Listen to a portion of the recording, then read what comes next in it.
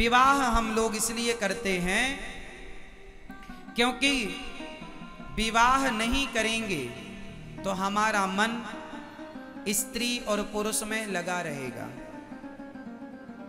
ये बात सबके लिए नहीं है, बड़े बड़े साधु संत ऐसे भी हैं जिन्होंने विवाह नहीं किया, लेकिन फिर भी 99% लोगों के लिए ये सिद्धांत लागू है कि आपका मन भटक रहा है। स्त्रियों का भी पुरुषों में जा रहा था, पुरुषों का भी स्त्रियों में जा रहा था। विवाह नहीं होता तो मन की चंचलता जरूरत से ज्यादा हो जाती है। तो फिर क्या किया कि हमने विवाह कर लिया। तो विवाह करने से फायदा क्या हुआ? जो हमारा मन अनेक जगह पर जाता था, अब वो हमारी पत्नी पर केंद्रित हो गया, एक पत्नी पर, और स्त्रियों का एक पुरुष पर केंद्रित हो गया। जो मन अभी बहुत सारी जगह जा सकता था या जाने की संभावना थी, तो वो मन एक जगह केंद्रित हो गया। मतलब बहुत सारे भटकाव से आप बच गए। शादी करने के बाद क्या बच गए? अब मन एक पत्नी में लगा, एक पुरुष में लग गया, एक स्त्री में लग गया। अब क्या तुम दोनों साथ में रहो और साथ में रहकर आप संसार का सुख लो, संसार के सुख का आनंद लो, और आनंद लो, भोगों का आनंद लो, और लेकर देखो, लेकर विचार, सुख लेकर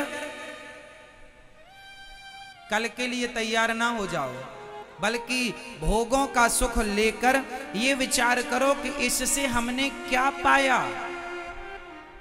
ये विचार करो कि आज हमने भोगों का सुख भोग कर क्या आनंद लिया, इस सुख से हमें क्या मिला। विचार करो।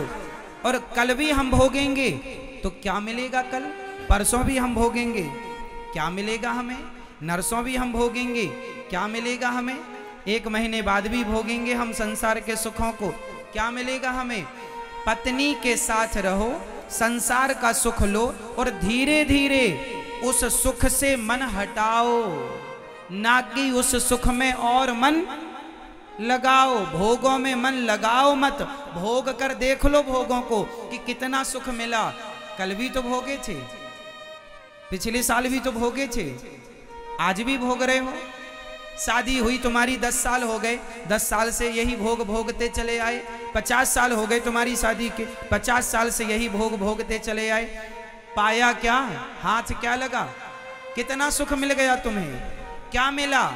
कभी विचार किया आपने? नहीं। पत्नी के साथ रहो, और ये विचार पुरुष नहीं, स्त्रियां भी करें कि तुम्हें सुख क्या मिला। पुरुष भी विचार करे तुम्हें सुख क्या मिला।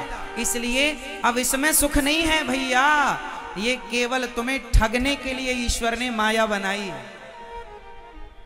बहुत सुख मिलेगा, मिल रहा है, क्षणिक सुख के लिए सारी जिंदगी बर्बाद हो जाती है। इसलिए गृहस्थी का मूल उद्देश्य है कि आप सुख लो, और धीरे धीरे पति पत्नी दोनों अब अंतर्मुखी होकर भोगों से मन हटाकर और भगवान में मन लग जाए। फिर तुम्हारा मन, फिर तुम कपड़े उतार के रहो और बाजार में तुम निर्वस्त्र होकर निकलो, तो भी तुम्हारा मन किसी स्त्री और पुरुष को देखकर मन कभी उद्विग्न ना हो, व्यथित ना हो। इस तरह से मन की साधना करने के लिए, इस तरह से मन को एकाग्र करने के लिए विवाह किया जाता था। लेकिन आज का विवाह केवल भोगों को भोगने के लिए किया जाता है। उद्देश्य गलत हो गया, इसलिए भोगी संतानें पैदा होने लगी। पहले के लोग विवाह के पीछे मन को साधते थे, इसलिए उनकी संतानें भी योगी हुआ करती थी, भक्त और भगवान हुआ करते थे। आज तुम कुत्ते बिल्लियों की तरह भोग भोग रहे हो।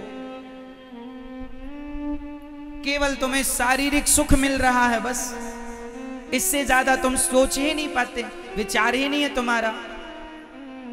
क्या सोचोगे इससे ज्यादा?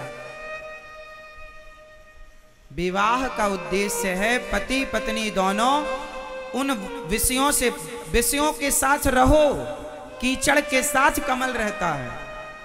पत्नी के साथ रहना है, छोड़ना नहीं है घरवाली को, पति के साथ रहना है, पर रहते हुए अब धीरे धीरे भैया 10 साल हो गए, 20 साल हो गए तुम्हें भोग भोगते, कब हटेगा तुम्हारा मन? और सुनो, तुम्हारी 10 शादी और हो जाएं, 20 शादी और हो जाएं, और उनके साथ भी तुम भोग भोगोगे तो भी तुम्हारा मन तृप्त ना होगा। ये मन लुटेरा है, हमारे समय को लूट रहा है। इसलिए मन को भोगों से हटाकर भगवान में लगाओ, यही सच्ची गृहस्थी है। और फिर धीरे से आप पूर्ण रूप से मन हटा लेना और ईश्वर में पूर्ण रूप से समर्पित हो जाना, ये गृहस्थी है। अब कहो कि महाराज गृहस्थ में है तो बच्चे तो होंगे। हाँ, हम ये थोड़ी कह रहे हैं बच्चे मन ना पैदा करो, करो बच्चे। जैसा कि आप कहें कि हम संतान उत्पत्ति के लिए शादी, नहीं जी, तुम शादी करो मन को केंद्रित करने के लिए, संतान तो उत्पन्न हो ही जाएगी, तुम्हें कुछ नहीं करना, संतान तो हो ही जाएगी। अब संतान कैसी है वो मैं आपको बताऊं। किसान खेत में गेहूं बोता है, बोलो हाँ, बोलो हाँ। किसान खेत में गेहूं बोता है, तो जब किसान खेत में गेहूं बो देता है तो उसे 4 महीने बाद फसल मिलती है गेहूं की। लेकिन एक चीज किसान को फ्री में मिलती है, बताओ वो क्या है? आप बताओ। कोई नहीं बताएगा, जिनसे पूछेंगे वही बताएंगे। आप बताओ चश्मा वाले भैया, किसान खेत में गेहूं बोता है, 4 महीने बाद जब गेहूं काटता है तो गेहूं तो मिलती है उसे, पर एक चीज फ्री में मिलती है, बताओ क्या?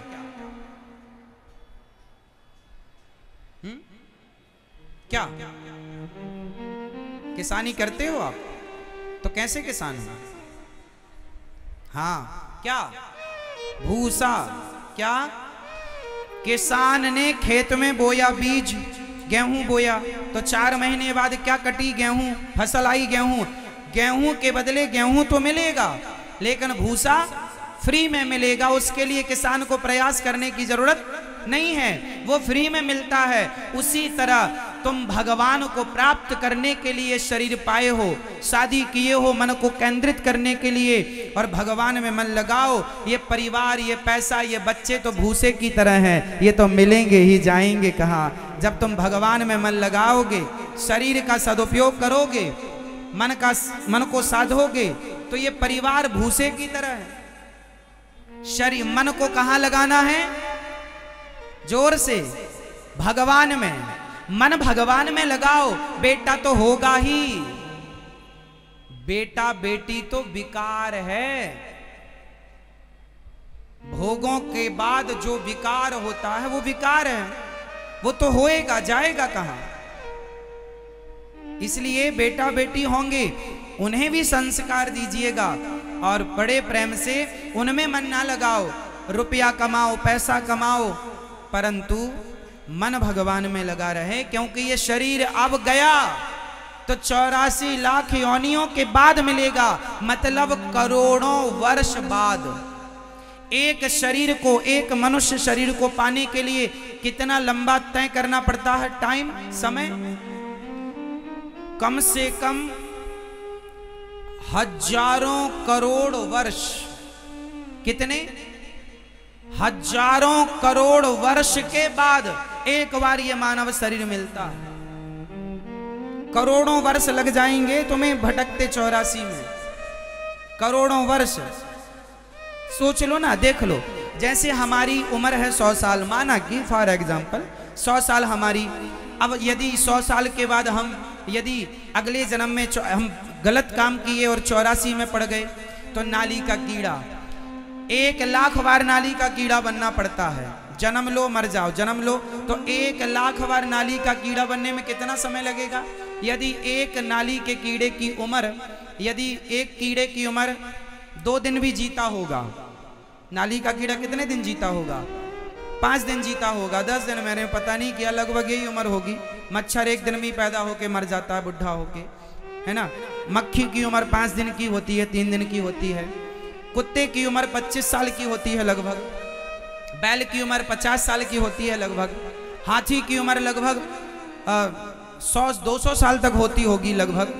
तो अब पेड़, पीपल की उम्र तो 500 साल, 1000 साल भी होती है। बट वृक्ष की उम्र तो 5-5 हजार साल होती है। तो ये सारी 84 लाख योनियों में ये पीपल भी है, बट भी है, और बबूल भी है, और घास भी है, और ये भी सब है। अब सबकी जोड़ लो तुम, शार्क मछली की उम्र कितनी होती होगी? तो तुम्हें शार्क भी बनना पड़ेगा। एक यदि 100 साल 200 500 साल जीती होगी तो 500 साल फिक्स, फिर पीपल के लिए 5000 साल फिक्स, बट वृक्ष के लिए। ऐसे करते करते करोड़ों साल लग जाएंगे तुम्हें। ये सारी योनियां इतना वर्ष पार करके फिर अंत में ये मानव शरीर मिलेगा, और इस शरीर को पाकर भी तुम भोग भोगे जा रहे हो, मन संसार में लगाए जा रहे हो। भगवान में कब लगाओगे? इसलिए समझदारी इसमें नहीं कि तुम भोगी बन के जियो, समझदारी इसमें है कि मन जितना लगा था ठीक है, लगाए हो, सुख लो संसार का, पर धीरे धीरे वापस आ जाओ, अपने निज स्वरूप में आओ, अपने आनंद में आओ। कोई लाभ हो तो मुझे बताना। सारी जिंदगी आप सुख की कामना करते हैं, मिलता कभी नहीं। मिलता है कहाँ? मिलता है सच्चा सुख केवल भगवान तुम्हारे चरणों में, भगवान के चरणों में सुख है। और आप सुख ढूंढ कहाँ रहे हैं? पत्नी में, पति में, परिवार में। यहाँ सुख ना मिलेगा, यहाँ तो मलमूत्र मिलेगा तुम्हें।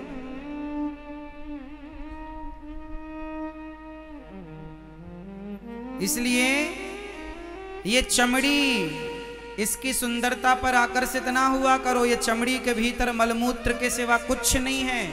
ये चमड़ी लोगों को बड़ी, इस चमड़ी के चक्कर में लोग परेशान हैं बेचारे। कौन समझाए उन्हें कि पगले ये तो सुअर कुत्ता बिल्लियों के लिए है, तुम मनुष्य हो, विवेक के साथ रहो, विचार के साथ रहो, नुकसान ना करो अपना, भगवान में मन लगाओ, ईश्वर में मन लगाओ।